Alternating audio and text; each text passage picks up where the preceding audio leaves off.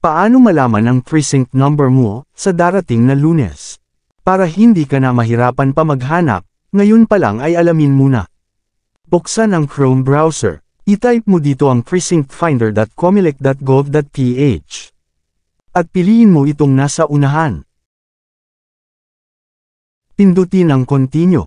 Pag nandito ka na, fill upan mo lang lahat ito.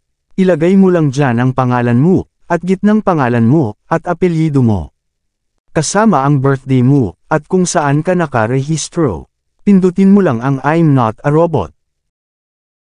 At sagutan mo lang ang CAPTCHA, at pindutin ang Verify. Hintayin mo lang ang resulta, sa bandang ibaba, dyan mo makikita ang precinct number mo.